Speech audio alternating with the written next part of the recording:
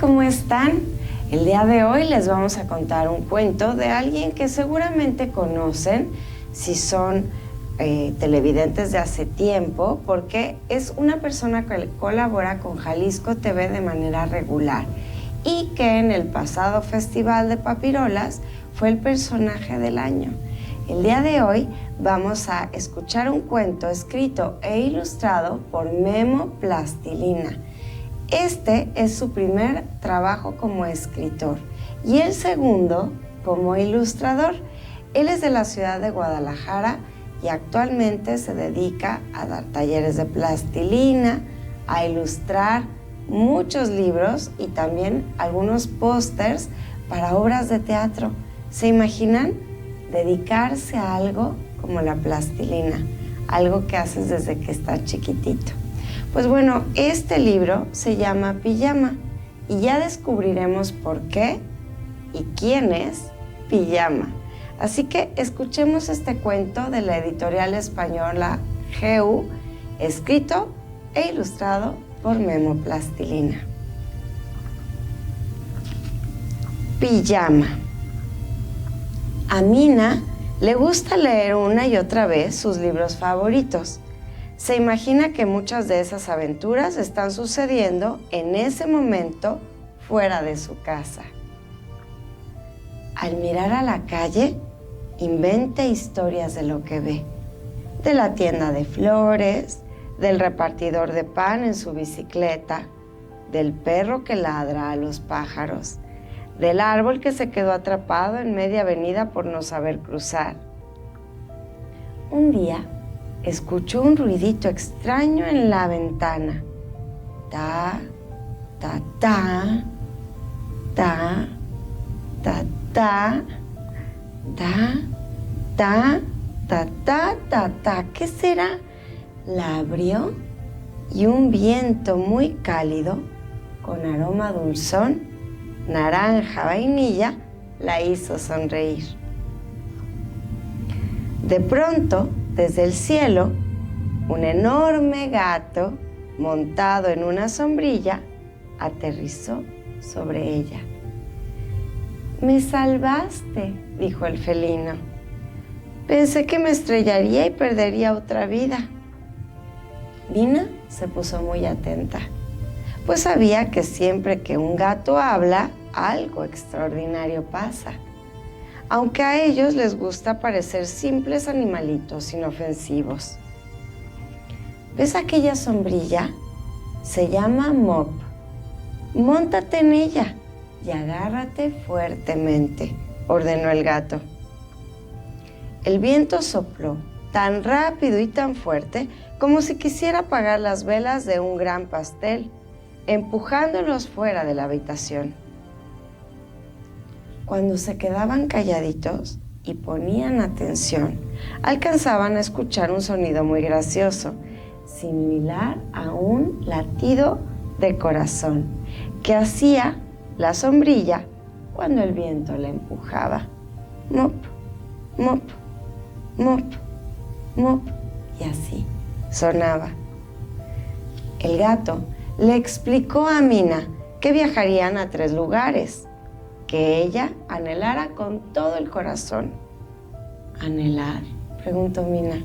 Sí, recuerda las cosas que te hacen muy feliz y tendrás una pista del lugar a donde iremos, ayudó el felino.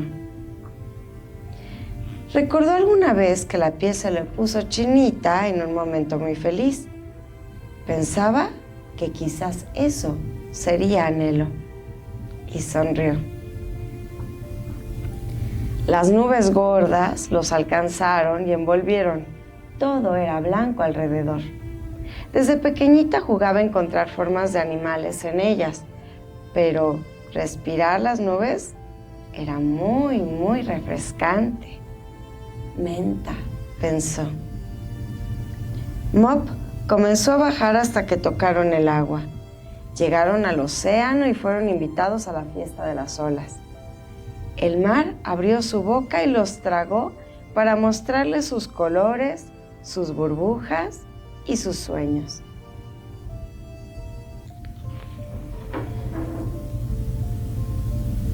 y vemos a Mina flotando en el agua del mar. Cuando salieron del agua, comenzaron a elevarse para ir al siguiente viaje.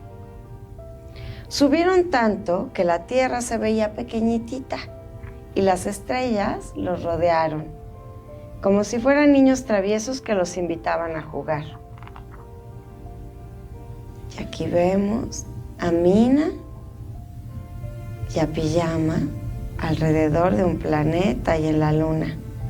Mina no paraba de sonreír, recordando lo extraordinario de sus 2 viajes. Se sentía llena de anhelos. Impaciente, tomó al gato y montó en Mop, imaginando a dónde irían. Recordó algunos libros llenos de imágenes que le gustaban tanto. Quizá las pirámides de Egipto, una gran montaña nevada o un elefante blanco en la India. De pronto, notó que las cosas que iban apareciendo abajo eran muy conocidas. ¿Por qué estaban regresando a casa cuando aún faltaba un viaje? Entonces tomó fuertemente a Mop y jaló de él para cambiar de dirección, porque iban directo a estrellarse en su ventana. En cuestión de segundos, el gato comenzó a hacer cálculos de sus vidas perdidas y cerraron sus ojos preparándose para estamparse. En ese momento, el papá de Mina abrió la ventana y, sin saberlo, todos aterrizaron en el siguiente anhelo.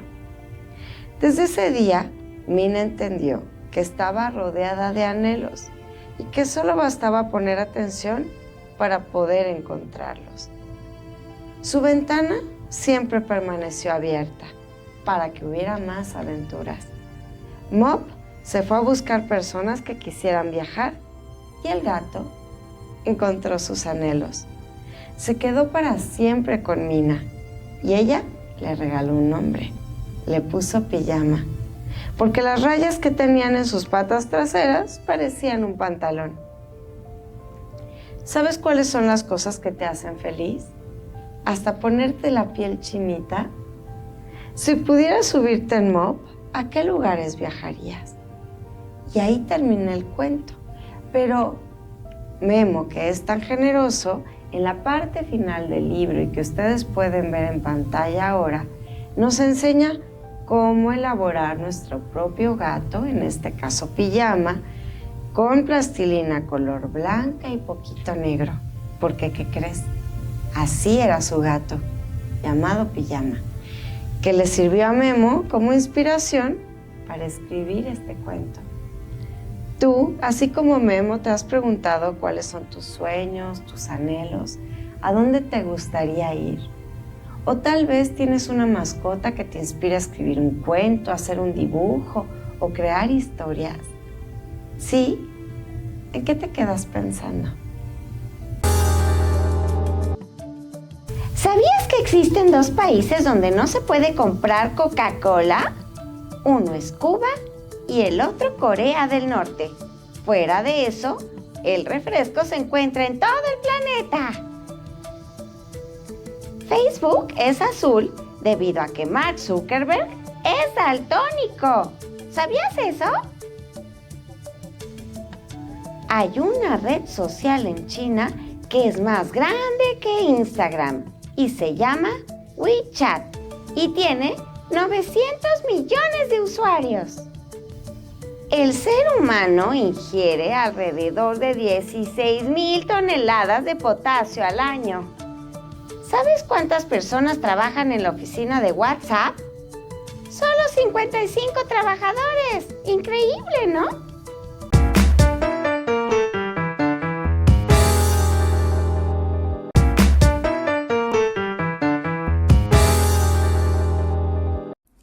Observa con atención este cuadro. Y es que este es uno de los cuadros que se ha analizado más en la historia de la pintura.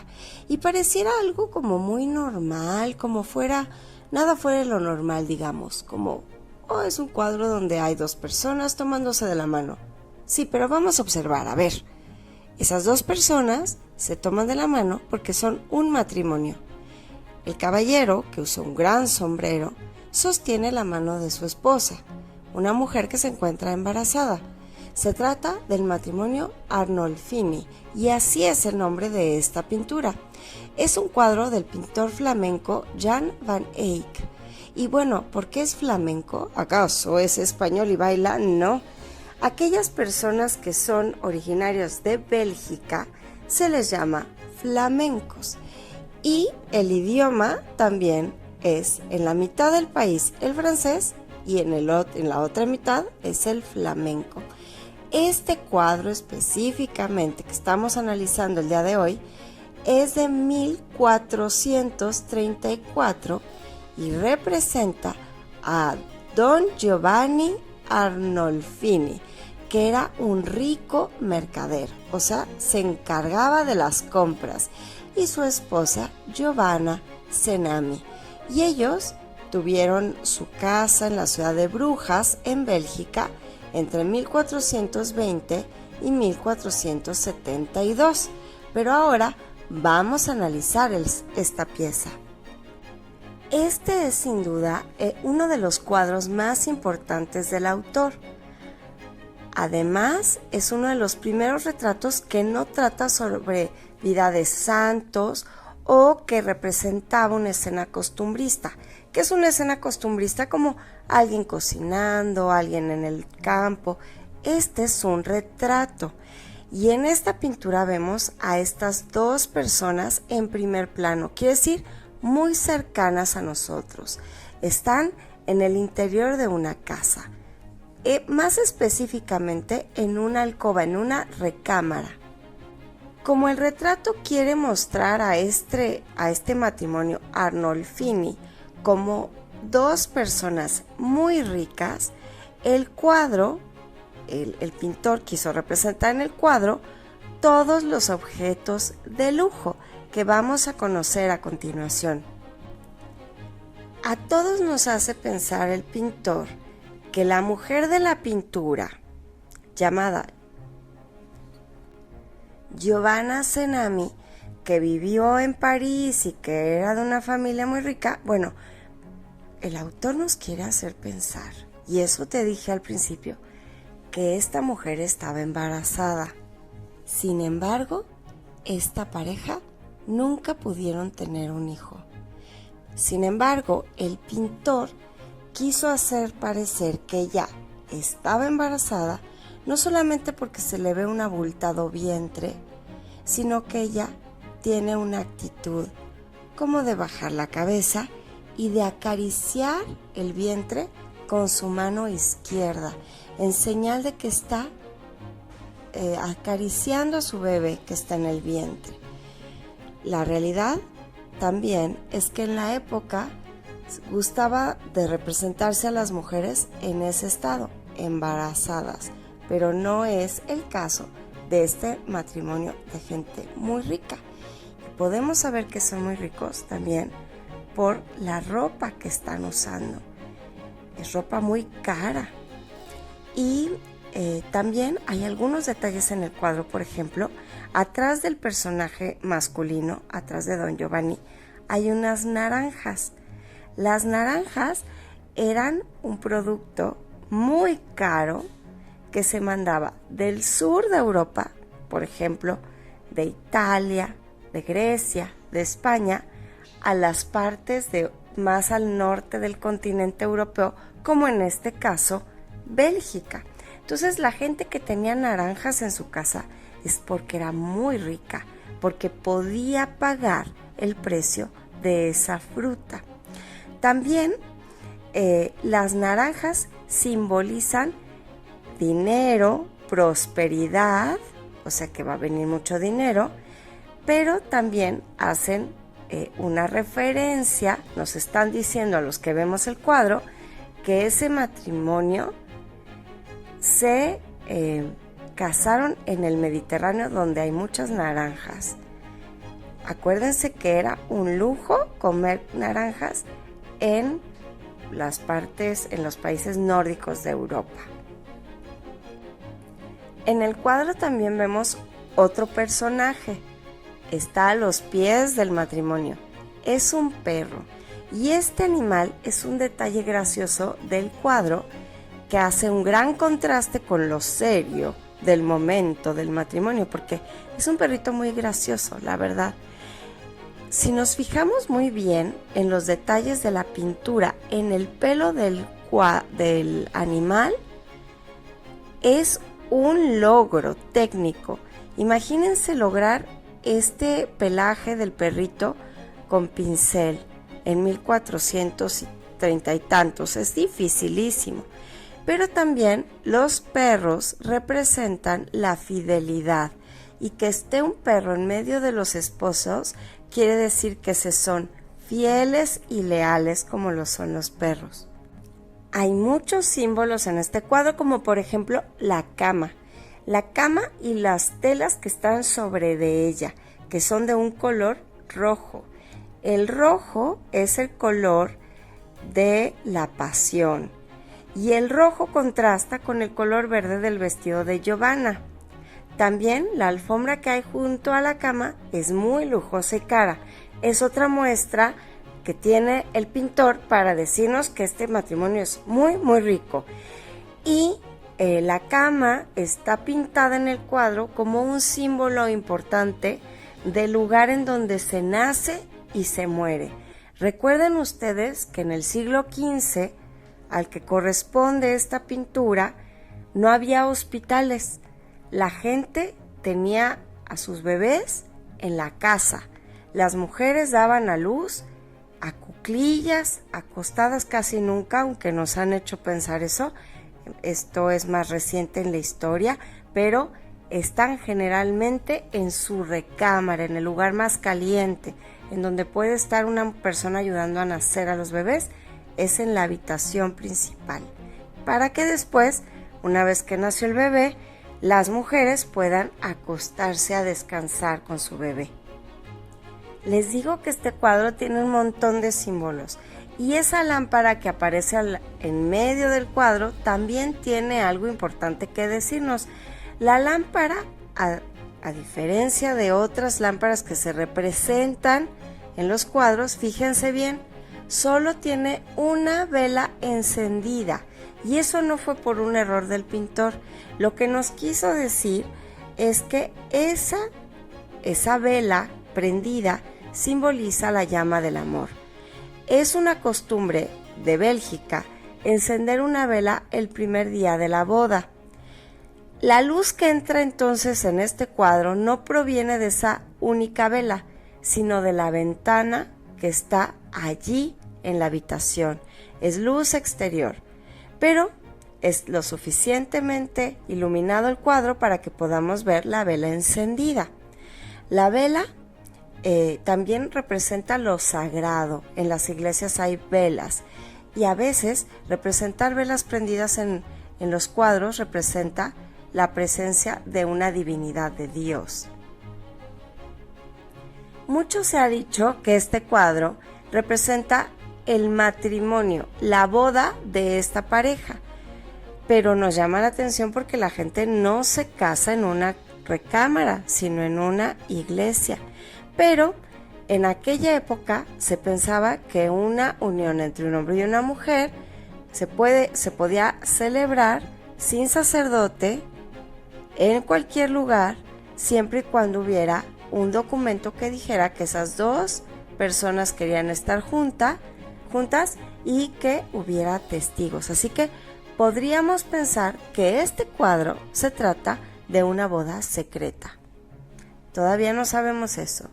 Las investigaciones del museo donde está guardado expuesto este cuadro, siguen estudiándose. Y dejo lo mejor para el final. Tal vez lo más interesante de todo este cuadro lleno de símbolos sea el espejo, que es redondo, y en el marco aparecen 10 de las 14 estaciones y muerte de Cristo. Además, adentro en el espejo hay una pintura miniatura increíble, porque representa la parte trasera de los personajes. Entonces, este pintor no solo representó a las figuras de frente, sino que en el espejo, en su reflejo, las pintó por detrás. Es un espejo pequeñísimo en el cuadro, y esta escena religiosa, también presente en el marco del espejo, significa del sacrificio que tienen los esposos a la hora de casarse. ¿Qué tal? ¿A poco no es un cuadro interesantísimo? El día de hoy aprenderemos acerca de un animal que lamentablemente no vive más sobre la tierra. Este animal es el dodo. Es un ave extinta, no voladora, del tamaño más o menos de un pavo, de cabeza grande, pico ganchudo y patas robustas, que habitaba en algunas islas del Océano Índico, más específicamente en la isla Mauricio, cerca de Madagascar, en Asia. El dodo, junto con otro tipo de aves, cambiaron su forma de vivir para adaptarse a la vida terrestre, porque en su evolución se dieron cuenta que si caminaban y anidaban en el suelo, ponían sus nidos y sus huevecillos en el suelo, podían dejar de volar, porque la comida ya podían cazarla cerca de donde vivían en la tierra, en las costas. Entonces ya no era necesario volar como algunas otras especies de aves que sí vuelan. El dodo fue un animal que por su tamaño y porque era parte de la ruta de muchos marineros, fue cazada de manera masiva, para que los marineros pudieran cocinarlo y comerlo.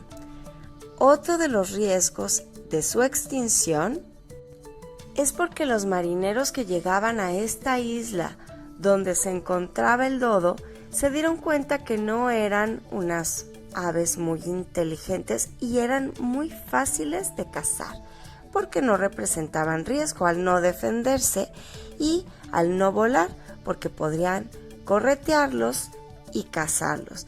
Pero además recuerden ustedes que los marineros, aquí hablando en el siglo XVI, que llegaban por allí, pues llevaban en sus barcos otros animales, por ejemplo perros, gatos, ratas, cerdos, y entonces cuando dejaban sus barcos en las costas de esta isla, bajaban las personas con sus animales, y entonces estas aves eran cazadas no solo por las personas, sino por sus animales domésticos y los que venían incluidos, por ejemplo las ratas. Pero algo importantísimo para que esta especie se extinguiera es que los dodos colocaban sus nidos en el piso. Al estar expuestos tan fácilmente a que la gente pisara sus huevecillos, no nacían más criaturas. El dodo representa un animal que el ser humano conoció, consumió, a veces domesticó, y debido a la sobreexplotación, a la caza indiscriminada, que esto quiere decir cazar mucho, desapareció la especie. El dodo entonces representa nuestra falla como especie, que somos tan dañinos para otros que podemos desaparecerlos de la tierra. Ojalá los científicos logren crear a través de modificaciones genéticas una especie similar al dodo, para que pueda ocupar el lugar que un día tuvo en este planeta.